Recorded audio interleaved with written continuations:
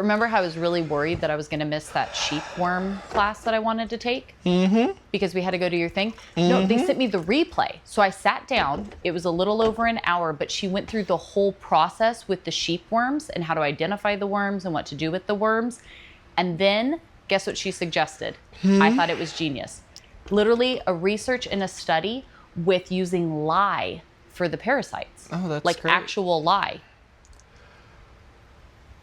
Am I boring you with this? I don't Just a have little anyone to talk to about sheep parasites. I don't want to hear about your sheep worm parasites. I just want to drink coffee. Fine, I'll finish doing what I was doing. What is that? This? It looks like a book with a handle. I've wanted to try one of these for forever. These are those really cool things where you can clean like the couches and mattresses. You know how I usually pick up the vacuum and I'm like struggle with the vacuum, but then the vacuum's dirty because the vacuum's been on the floor and then I'm using it on the couch? Yeah? You use this and it like cleans and sanitizes everything because I'm finishing cleaning the living room today as we've been doing that, but now I got to do the couch because I didn't get it done yesterday, so now I got to do it today. I just love your ability to go from sheep dewormers to vacuum. Those are like two of my favorite things. Okay, so they sent me the thing, and then she sent me all of the different things that I can get. Okay, you know what? It's Fishbowl time. Have fun with that. Way to get out of a conversation. I gotta go. Okay, so the Fishbowl, which is absolutely packed full of your ideas, your questions, topics that you would like to tackle from a biblical point of view. I pulled them out at random. I have no idea what we're going to get. I've actually found it to be quite a little stressful because all the topics I usually try to avoid are the ones I usually end up pulling out of a fishbowl. Oh, big one. Today's topic comes from Jasmine Jim 333. What do you think about moving out of a blue state and going to a red state? This is something my husband and I are considering right now. We are both New Mexico born and raised. New Mexico is very liberal and ranks 50th in pretty much everything. Our kids are older, 10, 12, and 18, and we want to continue raising them / give them a foundation in a state where the people more closely hold the same values. I think the topic of moving the state you live in based off of the ideals and kind of commonalities of that state is definitely something that's happening and continuing to happen more and more. So, Jasmine, great question. Let me finish cleaning my couch real quick since I was kind of in the midst of that, and then we'll go answer it, okay?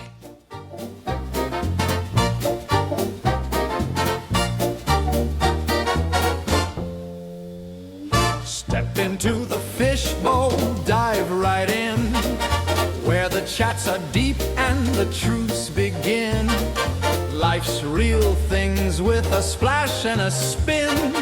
Welcome to the Fishbowl, let's begin. Not gonna lie, pretty impressed. I have dogs and cats and a dog with white hair, and yet I have a dark blue sofa. This just cleaned it all off. This thing has worked really, really well. So, hey, if I can keep that clean, I can do the mattresses later today. Super win for me. So we'll pause from cleaning and go tackle the fishbowl. This is perfect timing. This is all going to work out. Jasmine, thank you so much for your comment here, your question for the fishbowl. I think it's a great one. And I know I've been sharing with y'all this week, I'm really focusing on taking the last bit of this year. We've got 90 days left, or is today day 90, 89 days, whatever it is. We are in the final countdown, right? The last 12 weeks of the year. And I've really been looking at evaluating what I'm doing and where our family is going. And I'm quite genuinely challenging myself to strip down everything in our house and start over. I only have one room done, almost done as soon as I finish cleaning out there after we do this. And already I'm feeling so much better. So again, Monday through Friday, you guys can join me in those conversations over there. But I think this is such a great question in looking at this. Again, just to recap your question here is, what do you think about moving out of a blue state and going to a red state? Now, I have a few different points I want to get into in this, but let me just explain to you where I'm at. So that way, as we kind of start digging through scripture and looking at this, you can kind of weigh these things for yourself and your family. My husband and I are originally from California, born and raised Southern California. We lived there until we were in our early 20s, and we ended up moving out to North Carolina. We always lived in kind of the like Charlotte area, so more in the city, until 10 years ago when we moved out to the country outside of Asheville in Western North Carolina. We spent some time living outside of Savannah, Georgia for a while. We spent some time in the Florida Keys for a while. So we've kind of like bumped around, spent some time in Roanoke, Virginia area for a while. So we've kind of bounced around a few different places, some time out in like Bristol, Tennessee area as well. So we've definitely kind of bounced around a little bit. This is our like 15th, 16th home we've lived in. So we have moved a lot. So I get that point of like moving in. And really for us, what kind of kicked it off was looking at where we lived in Southern California and just seeing the way that everything was going and having a child and kind of being like, I don't know if this is what I want our life to be. And the things that were happening even back then, I was like, I don't think this is what I want for my life. I don't think this is the environment I want, you know, kind of having those things pop up and being like, I think we need to make some changes. And even living out here. So we went from California, which is a historically Democratic state, even though I don't think that most of the towns are really that way. It is as a state, right? And then we moved out to North Carolina, which is traditionally usually held more Democratic than Republican. So there kind of is that difference there. But even going from living in the Charlotte area to out here in the country more. But yet, if we were to go to Asheville, you would see a totally different thing because Asheville is an insanely liberal city, even though it's out here in the kind of no man's land of Western North Carolina. So I want to talk to this because I think it is a big question. I think we saw that so many Californians, you know, flocking to Texas. That was a big thing, you know, that happened there for a while. I think we're seeing this a lot where families are looking at the way the state is going and you're thinking about leaving. You're thinking you don't want to be there anymore. You don't want to be in this like liberal biased state. And maybe you do want to go somewhere that is more conservative. I think there's a lot to say about that. And I think when we put it through the lens of scripture, we're going to see a lot here that it isn't just necessarily though red or blue. I technically went from a blue state to a blue state, but California to North Carolina, world of difference. Charlotte, North Carolina to middle of nowhere country, North Carolina, big difference. Okay. So I think ultimately what we're looking at here isn't just red or blue, although that is an easy term to use because yeah, there's kind of a gist, right? Living in New York versus Arkansas, you're going to have radically different, you know, different kind of just statewide things that happen. But really it comes down to the spiritual environment and the community that is going to end up inevitably shaping your family, okay? Because yes, there is the political aspect of it in different ways, and I think that is valid. But what matters even more than the political piece of it is who will your kids be quite literally walking alongside, right? Who are going to be the friends that they're making? What voices are going to be speaking into their lives? What will they see modeled in their neighbors, their teachers, if you put them into government schooling, in their friends' families, and everything that's going on around them, just the people that they observe when you guys are out and about, running errands and do whatever you're doing. We took our kids to visit California, where we're from, a couple of years ago. And right the night before we left, we kind of had this like, oh, we should probably warn you guys of a few things that you're not used to having to deal with here. And we ran into a whole host of things in our 1 week time in California that our kids were like, what is going on? This is so sad. And I said, I know, but out here it's normal. Like you see this all the time. But we did, we had to kind of warn them of like, oh, we're not going to be in like small town mountains of North Carolina.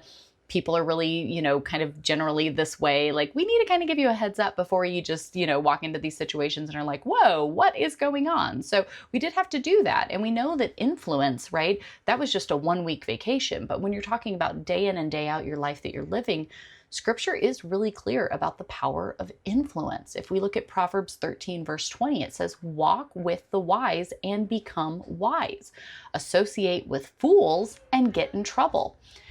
That's not just being judgmental and mean to people. It's about being wise to the reality that we become like those that we surround ourselves with, right? Whoever you spend your time with is really going to impact the person that you end up being. Now, I want to take this back. When I read your question, when I was finishing up, cleaning my couch and just kind of like prayerfully, okay, Where do we go to in scripture, right? Where's the best example, Lord, that we can go to your word and we can learn from and kind of put this question through? And I immediately thought of Abraham and Lot, okay? We're talking about two men who feared God, who were family, but they made very different choices about where they placed their lives, okay? And I think that where they planted themselves physically and what kind of comes of that and everything, it really tells us so much. So if you don't remember, okay, they needed to separate because the land that they were on, we're going Genesis, okay, go way, way, way back. Abraham, Lot, they had left the land that they were from and they were kind of going in a different direction, right? The Lord called to Abraham. Abraham said, yes, Lord, I'll follow you. Some of his family came with him. They go about their way. Well, they start to really grow. They start to really expand and the land just isn't going to support the both of them. And so with all of their flocks and all of the people and everything that's happening, we see in Genesis 13, Lot took a long look at the fertile plains of the Jordan Valley in the direction of Zoar. The whole area was well watered everywhere, like the garden of the Lord or the beautiful land of Egypt. This was before the Lord destroyed Sodom and Gomorrah. Lot chose for himself the whole Jordan Valley to the east of them. So they're looking out at this land. They're going, hey, one of us can go this way. One of us can go this way. And Abraham says, Lot, which way do you want to go? And Lot looks out and he sees how beautiful this valley is, the Jordan Valley. And he says, hey, I'll take that one. I'll go that way. Abraham goes, okay, go ahead. You go there. I'll go the other way, right? Lot made the decision based on what looked good to his eyes. He looked out over it. Abraham said, yep, you're right. We're going to have to split which way. He looked out and he said, that one looks good, right? Your crops, your herds, that's where your wealth, your security, right? All of that's going to come from. He looked to the valley that looked great, right? It's got plenty of grass. Everything looks, sunshine and rainbows over there. And he said, that one, I'm going to go there. The land was beautiful. It was well watered. It was prosperous. But here's what the next verse says, okay? So Abram settled in the land of Canaan, and Lot moved his tents to a place near Sodom and settled among the cities of the plain. But the people of this area were extremely wicked and constantly sinned against the Lord. Okay, that's chapter 13 in Genesis. That was verses 12 and 13. Lot, he chose prosperity and convenience. He chose what looked good economically, but he planted his family right next to Sodom. Now notice at first, I love this progression that we see with them. He didn't go to the city of Sodom. He planted himself outside of the city. And then you see him as the verses go on, inch closer and closer and closer until he's one of the respected guys hanging outside the city gates, in the hub of it all. Sometimes we look at things and we choose like Lot did, okay? We do, right? Sometimes we do. But I think there's wisdom that we can glean here to really weigh. It's not a one size fits all. What's right for your family, what's right for my family may not be the same thing. We did that where we were like, I don't want to be here. We went to Charlotte, right? We kind of worked our way around and we've moved a lot. But every time that we've made one of these moves, one of these pivots in our life, it's kind of been in that pursuit of what is truly best. And sometimes our vision was skewed. Sometimes our vision was a lot like Lot's. We were going, where can we have the most business? Where can we make the most money? Where can we have the most worldly success of whatever, it was? Sometimes that was what we were going for. And really in the Lord's just grace and sanctification and work in our lives, we've started to make these changes of, I think we're in the wrong spot. I don't think this is where we should be. I think we have chosen that way when really we should have sought what the Lord was leading us to, been more Abram-like in our faith and followed where the Lord wanted us to be and not what we thought looked good, okay? When we look at the cost of Lot's choice, it's not so good. He lost practically everything, okay? His wife became a pillar of salt, right? When Sodom and Gomorrah, everything that happened there, his daughters were so shaped by Sodom's culture that they committed incest with their father. I think we learn so much. And I think that the story of Abram and Lot, there's so much to unpack in this. He didn't go directly to the city. Remember, he was outside of it. And then he inches closer and closer and closer. Yes, he loses everything. His wife, she's worried about the wrong things. His daughters, when we see the way that the culture that they were raised around influenced them, wow. there's so much to learn there, right? The text tells us in 2 Peter chapter 2, verses 7 through 8, that Lot was a righteous man who was tormented in his soul by the wickedness he saw and heard day after day. Now, Lot didn't stop believing the Lord, stop feeling like that's not what happened. But his personal faith wasn't enough to counteract the influence of where he planted his family.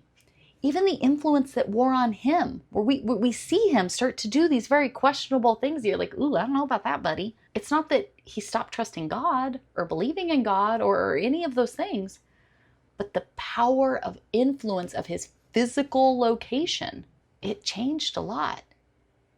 And his children specifically, and even his wife, but his children specifically, they absorbed the values of Sodom more than they absorbed their father's faith and their family and where they came from and all of that.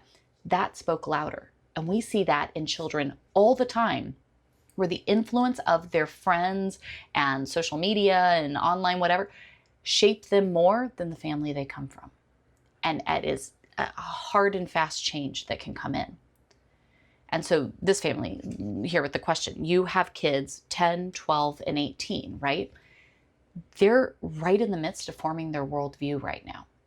I want to do a whole video of this over on my homeschool channel, Heavenly Minded Homeschool. I just haven't gotten to it yet, but my chiropractor says this, and he got it from somewhere, I don't know where, but I love it so much. When our kids are little, they are in that, hold on. He told me the age ranges. I wrote it down in a note on my phone because I always get this wrong and I didn't want to keep getting it wrong. So I'm going to look it up real quick. Here it is. He talks about this. It's the 3 C's of successful parenting. From 0 to 12, we're in total control, right? When your kids are usually 12 and under, you're pretty much, you should be in control of everything that your kids are doing, right? Like you are the control master of what's going on in their life. But from 12 to 18, you kind of move into this role more of coach. So it's not total control, you're coach. Sure, you have ultimate control at the end of the day. They are still in your care, but you come at it more as a coach. And the better you did in the first phase, the easier it'll be in the next phase. So the better and more diligent and intentional you were in the total control phase, the better job and the easier it'll be to kind of be in this coach phase. But then from 18 on, you must become the consultant. You're no longer in total control. You're not necessarily even in the coach role anymore. You move to the consultant role. When you no longer hold that control with your kids, you are now just the consultant. They come to you and they ask you, right? And it's not your job to really step in and do anything unless they're coming to you and asking you. Yeah, you might step in at dire times if there's a big situation or something, but you are now the consultant. And again, the better you did at being a coach, the easier and more impactful you'll be able to be as a consultant. And so when you look at those ages, right, 10, 12, and 18, you're in coach phase, right? You got total control. You're kind of phasing out of the total control spot, which is difficult, and moving solidly into that coach spot. And so when you're looking at these crucial ages where they're trying to decide what normal looks like, there's a lot to break down in this. And I think that you are wise to kind of be looking at this and going, hey, here's where our kids are, right? We've lived here our whole lives. We're doing this, but I don't know if this is where we want to stay. I don't know if being here in this location is the best thing that we can be doing. Do we need to physically pick up our tents and move to a different location? Because the one we're in, I don't know. I think that's a wise thing to think. In 1 Corinthians chapter 15, verse 33 warns us, don't be fooled by those who say such things, for bad company corrupts good character. I cannot tell you how many times as a kid we would be told, if you hang out with trash, you'll start to stink, right? Like these little like lines. I don't know if you ever heard these from like your parents or family members, right? This kind of, I think, well-meaning, but the way, and basically it was telling us, pick good friends because you hang out with people who are doing bad things and you're going to start stinking just like, they are because that's what you're hanging around in. Now, it doesn't mean that every person in a blue state is bad company. It doesn't mean every person in a red state is good company, right? Of course not. But you have to honestly ask yourself, what is the predominant culture of where I live? What values are celebrated? What is considered normal? And for us, living outside of the Charlotte area to living out here in the mountains, but not all the way up in Asheville, outside of Asheville, worlds are different. Because just our town here and then driving up into Asheville, totally different values that you're going to get. What's the predominant culture? What values are celebrated? And what is considered normal? What's acceptable, right? What are you finding? Instead of just looking at red state, blue state, that might be a starting grid, but instead of just red state, blue state, find a community where your family can thrive spiritually. I think there's a few things that we should be looking for when we are really assessing where we live. And first, you can hold that mirror up and say, is where we are now fulfilling these things? Could I do a better job at finding these things where we are now? Or do we literally need to pack up our tents and go somewhere else? First one, is there a strong Bible teaching church, expository preaching, right, that will come alongside you in raising your kids? Do you physically have that where you are? Bible teaching, expository preaching, you're going through the word, book by book, chapter by chapter, verse by verse, and they can come alongside of you. It is not the church's job to train up your children in the ways of the Lord. It is your job to train up your children in the ways of the Lord. The church should be the community in partnership with you, right? Your family, your church family coming in alongside of you and doing so. Secondly, does the community values align with what you're teaching at home? In your community that you live in, I'm not claiming everything's going to be perfect. I'm not claiming everything's going to be that's not going to happen. If you're looking for perfection, it's not going to exist because none of us are perfect human beings. But do the community values in which you are living align with what you're teaching at home? At least in a general sense of the word. Or when you walk out, is it like, oh, please, I don't want to deal with any of this, right? The third thing here, can your children find friends whose families are actually as well right alongside of you, not perfect, but are they pursuing Christ? Is that the type of friendships and other families that your family can create community with? And the fourth being the schools, public, private, right, whatever, or homeschool co-ops. Will they be reinforcing rather than undermining your values? There are, if you are going to choose a government school system, the public school system, that's a whole other conversation we can't break down right now. But yes, if you want to go the government school route, values and whatever that the schools are pushing out are going to be one of the biggest contributing factors to what's going on with your kids. Private schools can be an option. I personally am a champion for homeschool for everyone. And I have a whole channel, Heavenly Minded Homeschool. You guys can go and follow if that's something you're already doing or you're thinking about. Go check that out. There's more there.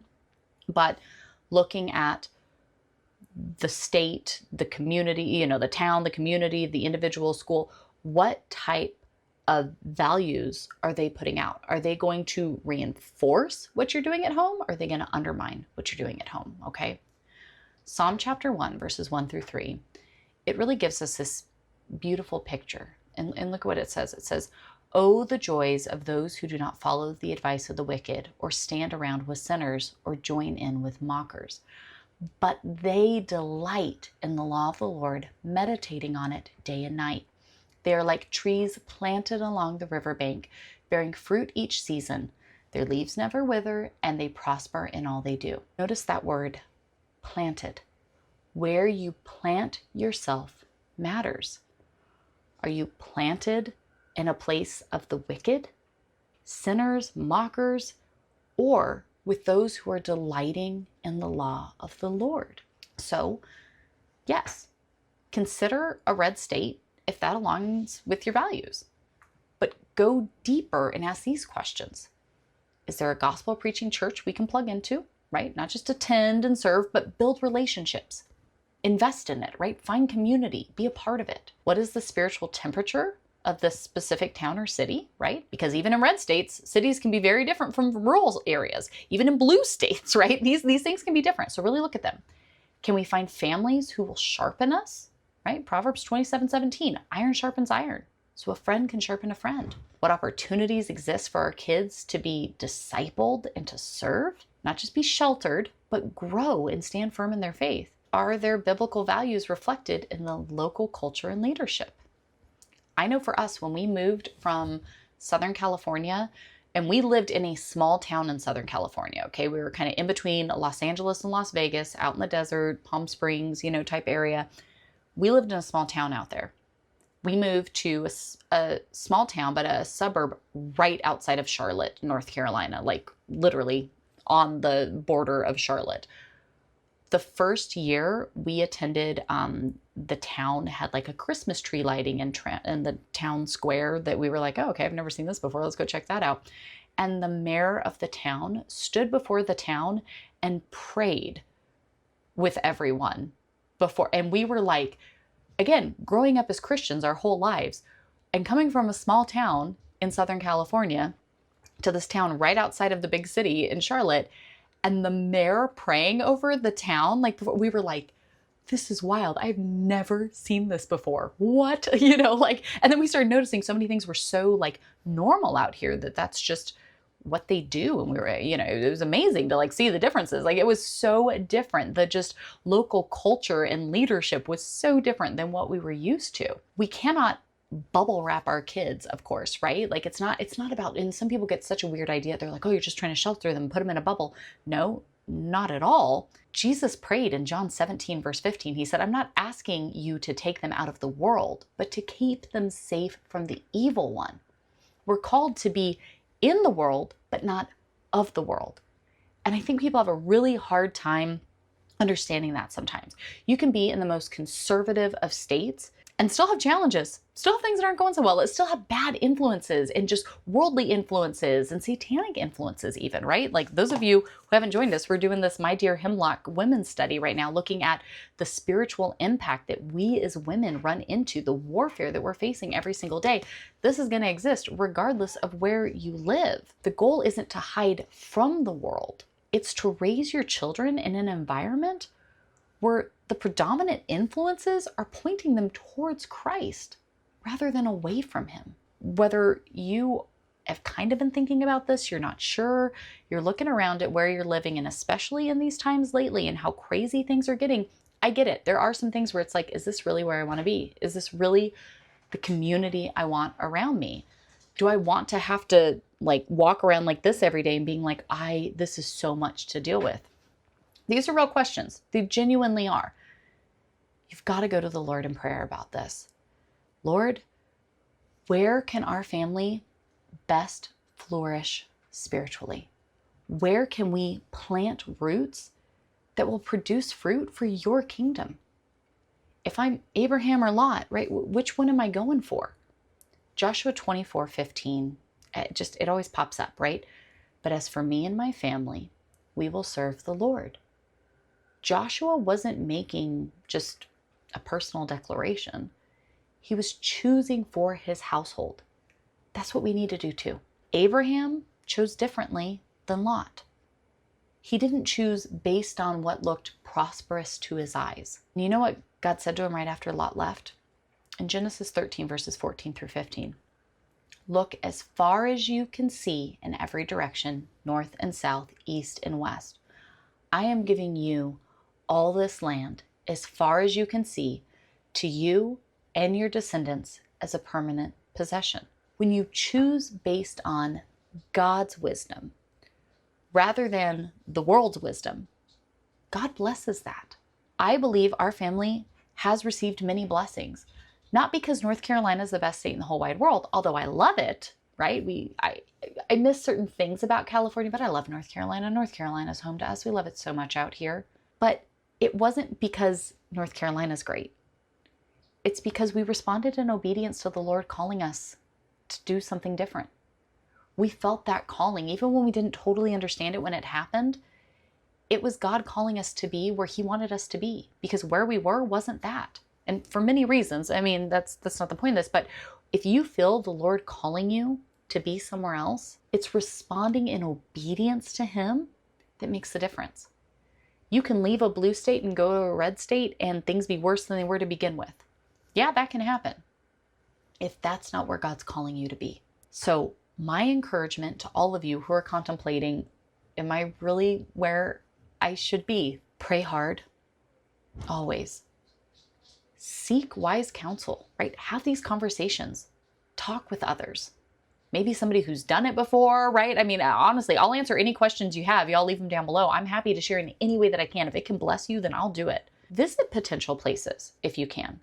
We looked to many different places before we ended up moving to North Carolina. My husband really wanted to go up north. He loves the Pacific Northwest. He loves Seattle. He wanted to go up there. I'm so thankful now, hindsight being 2020, that we did not do that. Although it's beautiful, I'm really glad we didn't go there. We looked to move to the Fort Collins, Colorado area. That was one we really looked at, and then settled on out here. So, I mean, we looked in other places as well, but like those were the big ones that we really thought about. And I'm really thankful that the Lord led us here. So visit them, right? Talk to families who have made similar moves. But above all, trust that God will guide you.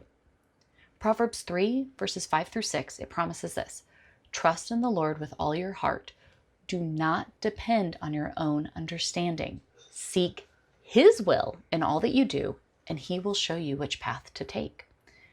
Your concern for your children's spiritual foundation is beautiful and biblical. We should have plenty of that in our lives, especially in those first couple phases of parenting where like it is a big deal. Keep seeking the Lord. Keep asking Him to direct you. I'll go ahead and put together some resources. You guys can get them. They're totally free. I'll link it down below. I'll make a little study guide. These are kind of questions I ask myself and scriptures I go through and things I pray through as I try to work through these things. And if that can bless you, there you go. If you've got a friend or a family member that you guys have been kind of having these conversations, share this video with them. Maybe that can be a help and a blessing. Remember, it's not about being in the perfect place though. It's about being in a place where you can pursue Christ and raise your children to do the same. Finding those solid pieces that help so much in this crazy thing we call life is really, really important. And so thank you so much for your question here. If you ever have another question that you want to see answered in one of these Fishbowl episodes, just put a little fish emoji next to it. We throw it in there, and every Saturday I'm going to pull one out and we're just going to open up Bibles and go, hey, what does God's word say about this? No question is off limits. You can have them all asked right there. Throughout the week, I'm sharing with you kind of my walkthrough as I am genuinely so overwhelmed in so many things, honestly, kind of along the lines of what you might be feeling here with this topic.